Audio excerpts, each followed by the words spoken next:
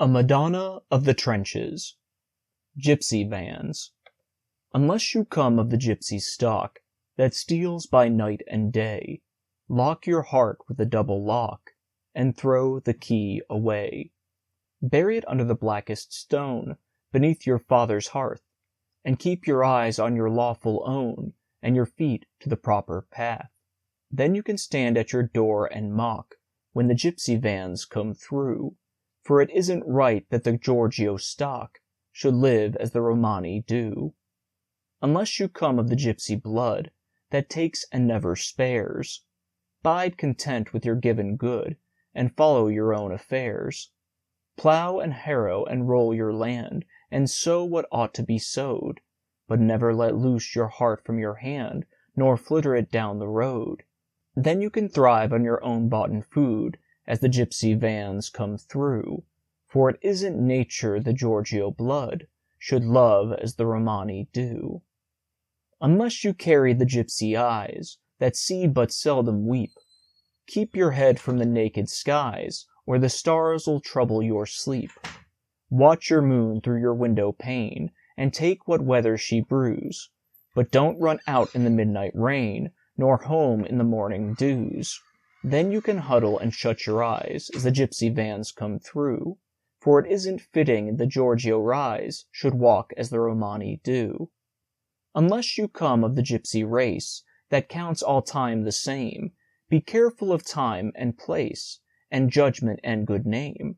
Lose your life for to live your life the way you ought to do, and when you are finished your God and your wife and the gypsies'll laugh at you.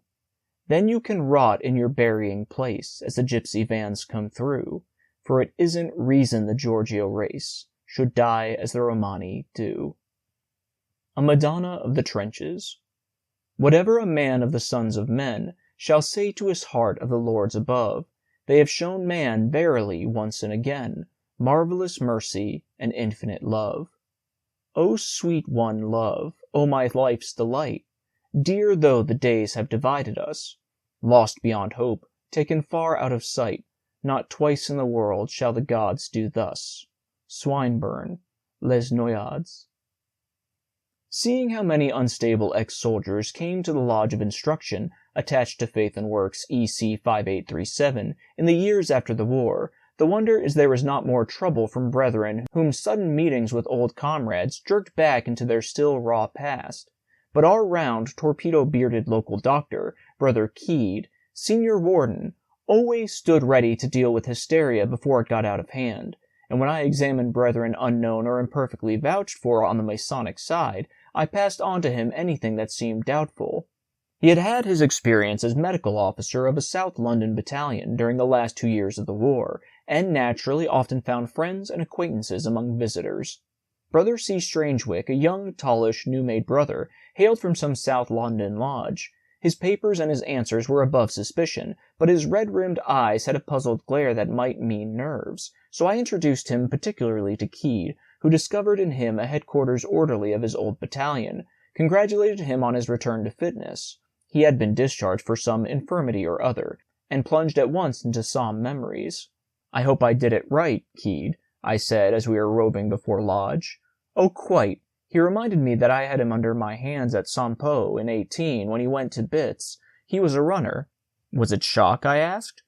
"Of sorts, but not what he wanted me to think it was. No, he wasn't shamming. He had jumps to the limit, but he played up to mislead me about the reason of 'em. Well, if we could stop patients from lying, medicine would be too easy, I suppose." I noticed that, after lodge working, Keed gave him a seat a couple of rows in front of us, that he might enjoy a lecture on the orientation of King Solomon's Temple, which an earnest brother thought would be a nice interlude between labor and the high tea that we called our banquet. Even helped by tobacco, it was a dreary performance. About halfway through, Strangewick, who had been fidgeting and twitching for some minutes, rose, drove back into his chair, grinding across the tessellated floor, and yelped, "Oh, my aunt! I can't stand this any longer!" Under cover of a general laugh of assent, he brushed past us and stumbled towards the door. "I thought so," Keed whispered to me. "Come along." We overtook him in the passage, crowing hysterically and wringing his hands. Keed led him into the Tyler's room, a small office where we stored odds and ends of regalia and furniture, and locked the door. I'm all right, the boy began, piteously. Of course you are. Keed opened a small cupboard which I had seen called upon before, mixed sal volatile and water in a graduated glass, and as Strangewick drank, pushed him gently into an old sofa. There, he went on, it's nothing to write home about. I've seen you 10 times worse. I expect our talk has brought things back. He hooked up a chair behind him with one foot, held the patient's hand in his own, and sat down. The chair creaked. Don't, Strangewick squealed. I can't stand it. There's nothing on earth creaks like they do, and when it thaws, we've got to slap 'em back out with a spade. Remember those Frenchmen's little boots under the duckboards? What'll I do? What'll I do about it? Someone knocked at the door to know if we were all well.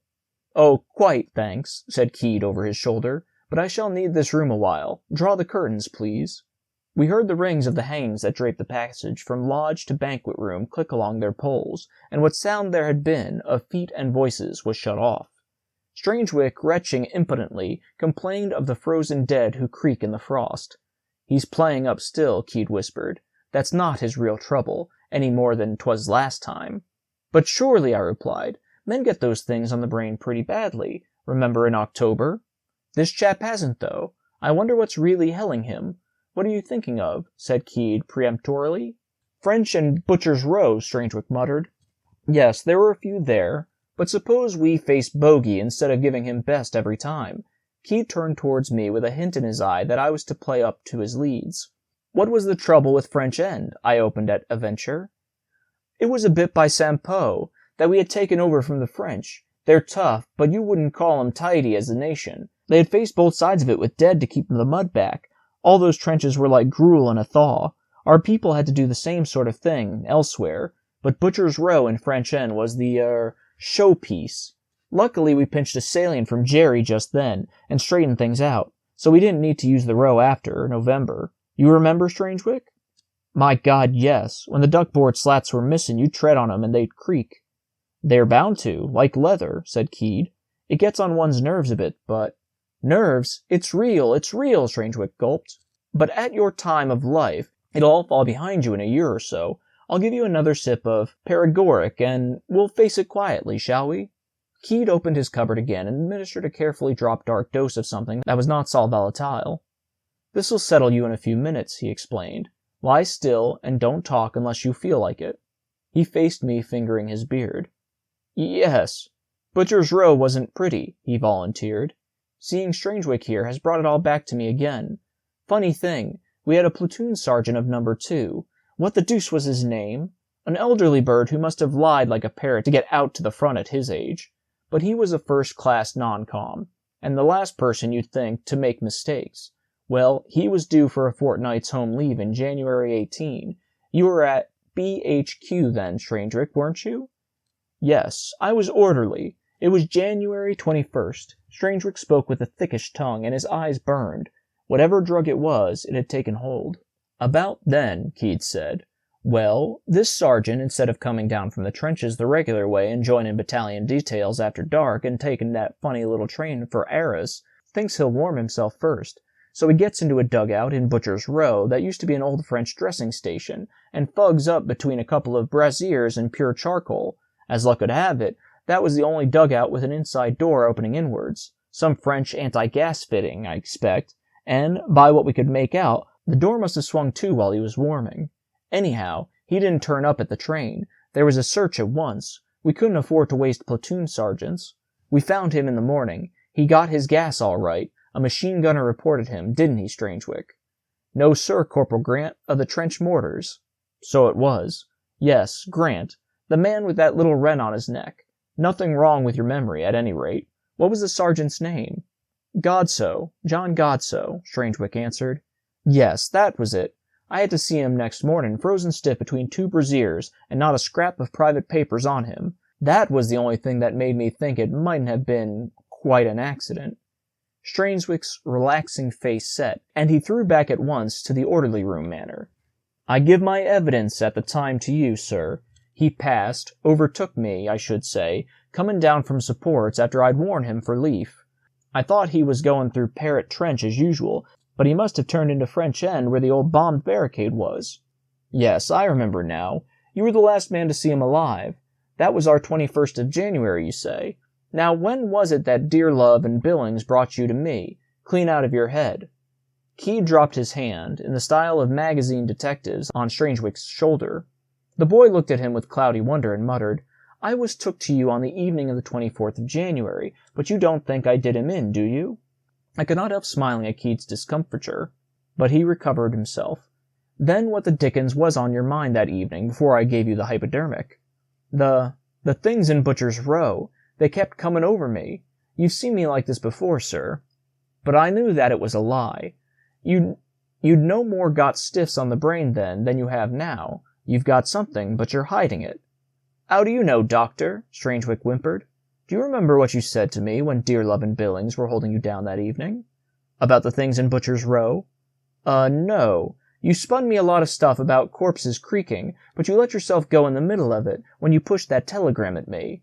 What do you mean, for instance, for asking what advantage it was for you to fight beasts of officers if the dead didn't rise?" "Did I say beasts of officers?" "You did. It's out of the burial service." "I suppose, then, I must have heard it. As a matter of fact, I have." Strangewick shuddered extravagantly. "Probably. And there's another thing. That hymn you were shouting till I put you under. It was something about mercy and love. Remember it?" "I'll try," said the boy obediently, and began to paraphrase as nearly as possible thus: "Whatever a man may say in his heart unto the Lord, yea, verily, I say unto you, God hath shown man, again and again, marvelous mercy, and somethin' or other love." He screwed up his eyes and shook. "Now, where did you get that from?" Keed insisted.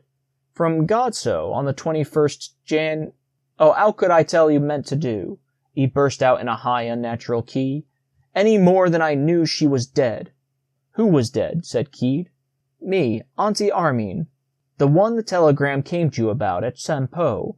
That one you wanted me to explain. That one you were talking of in the passage out here just when you began, 'Oh, Auntie,' and changed it to 'Oh, God,' when I collared you. That's her. I haven't a chance with you, Doctor. I didn't know there was anything wrong with those brassiers. How could I? We were always using 'em. Honest to God, I thought at first go-off he might wish to warm himself before the leaf train. I didn't know Uncle John meant to start 'ousekeepin'." He laughed horribly, and then the dry tears came. Keed waited for them to pass in sobs and hiccups before he continued. "Why, was Godso your uncle?" "No," said Strangewick. He had his head between his hands. "Only we'd known him ever since we were born. Dad had known him before that. He lived almost next street to us. Him and Dad and Ma and the rest always had been friends, so we called him Uncle, like children do." "What sort of man was he?" "One of the best, sir. Pensioned sergeant with a little money left him quite independent, and very superior. They had a sitting room full of Indian curios that him and his wife used to let sister and me see when we'd been good." "Wasn't he rather old to join up?" "That made no odds to him. He joined up as sergeant instructor at the first go-off, and when the battalion was ready, he got himself sent along. He wrangled me into his platoon when he went out, early 17, because Ma wanted it, I suppose." "I'd no notion you knew him that well," was Keed's comment. "Oh, it made no odds to him. He had no pets in the platoon, but he'd write home to Ma about me and all his doin's. You see." Strangewick stirred uneasily on the sofa. "We'd known him all our lives, lived in the next street and all. And him well over 50. Oh dear me, what a bloody mix-up things are, when one's as young as me," he wailed all of a sudden. But Keed held him to the point. "He wrote to your mother about you?" "Yes. Ma's eyes had gone bad following on air raids. Blood vessels broke behind 'em sitting in cellars and being sick. She'd have her letters read to her by Auntie. Now I think of it, that was the only thing that you might have called anything at all." "Was that the aunt that died, and that you got the wire about?" Keed drove on. "Yes, Auntie Armine, Ma's younger sister, and she nearer 50 than 40. What a mix-up.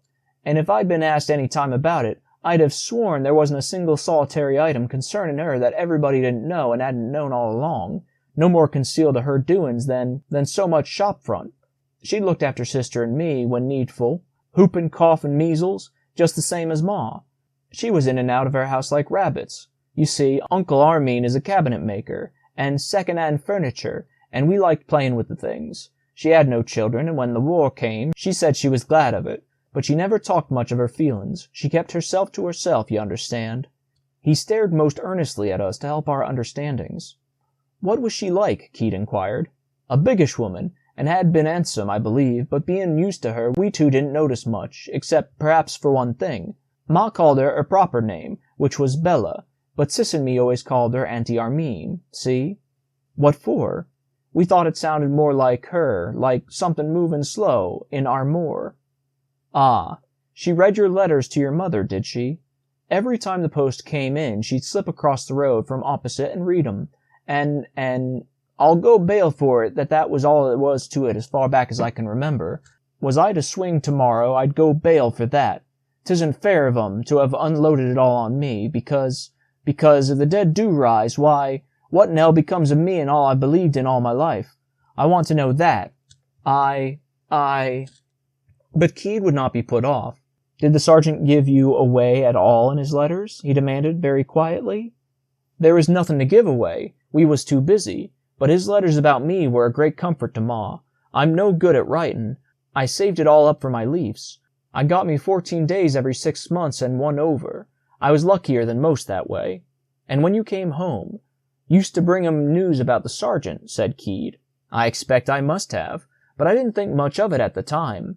I was took up with me own affairs, naturally. Uncle John always wrote to me once each leaf, tellin' me what was doin' and what I was liable to expect on return, and Ma'd have that read to her. Then, of course, I'd have to slip over to his wife and pass her the news. And then there was the young lady that I'd thought of marryin' if I came through. We got as far as pricin' things in the windows together." "And you didn't marry her after all?" Another tremor shook the boy. "No!" he cried. "'Fore it ended, I knew what real things really mean. I never dreamed such things could be. And she nearer 50 than 40, and me own aunt. But there wasn't a sign nor a hint from first to last, so how could I tell? Don't you see it? All she said to me after Christmas Leaf in 18, when I come to say good-bye, all Auntie Armine said to me was, 'You'll be seeing Mr. Godso soon.' 'Too soon for my likings,' I says. 'Well, then, tell him from me,' she says, 'that I expect to be through with my little trouble by the 21st of next month, and I'm dying to see him as soon as possible after that date.'" "What sort of trouble was it?" Keat turned professional at once. "She had a bit of gathering in her breast, I believe, but she never talked of her body much to anyone."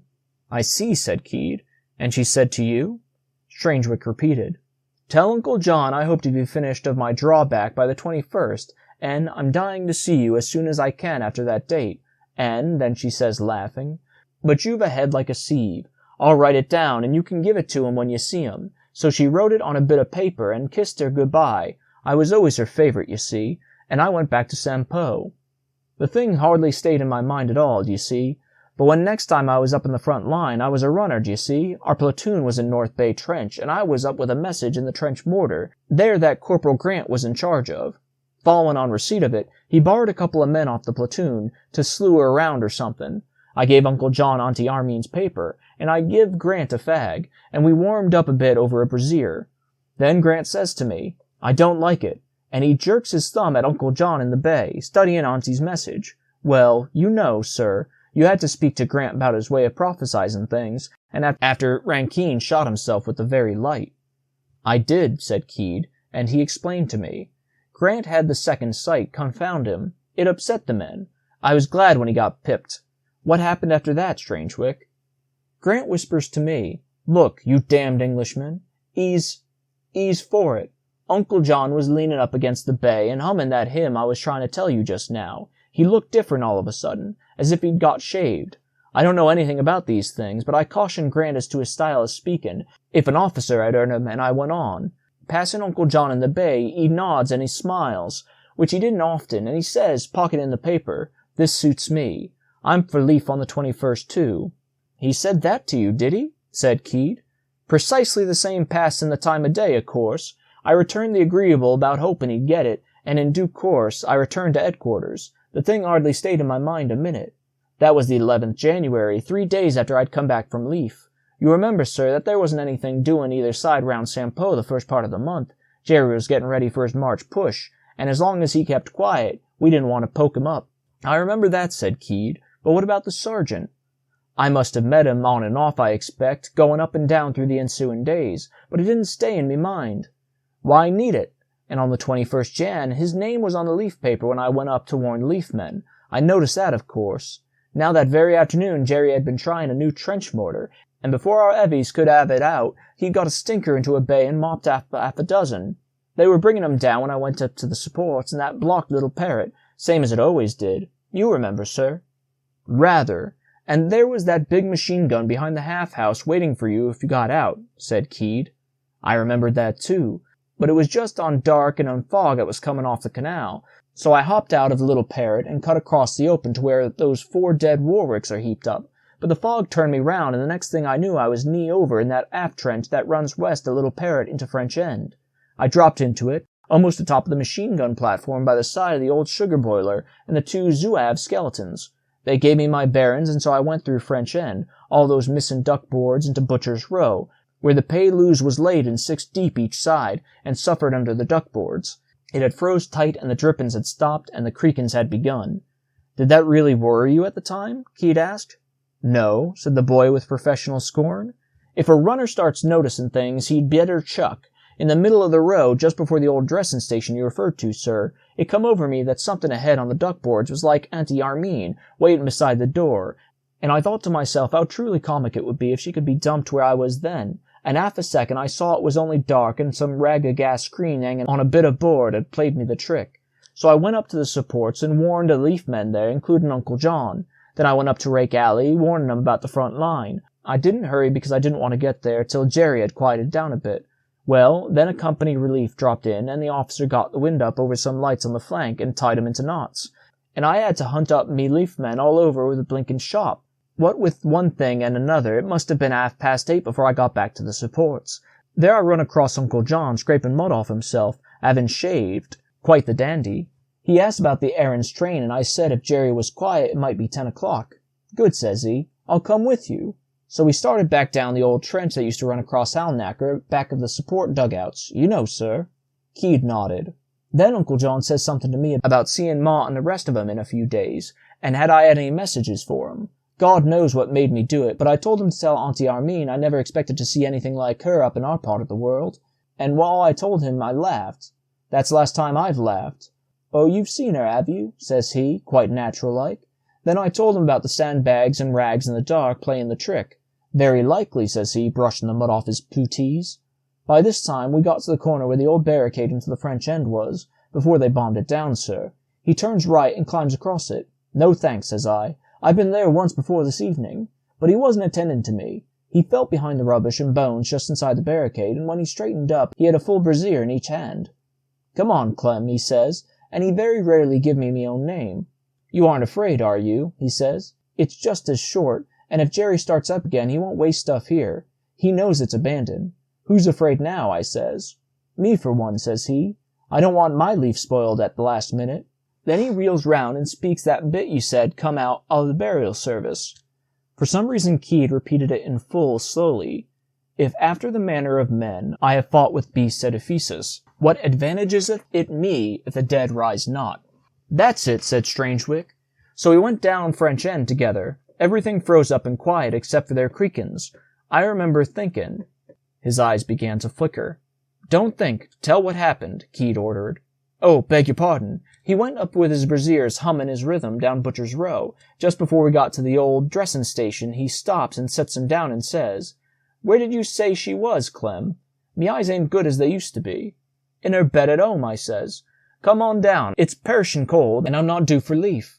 Well, I am, he says. I am, and then, give me your word I didn't recognize the voice. He stretches out his neck a bit, in a way he had, and he says, Why, Bella, he says. Oh, Bella, he says. Thank God, he says. Just like that.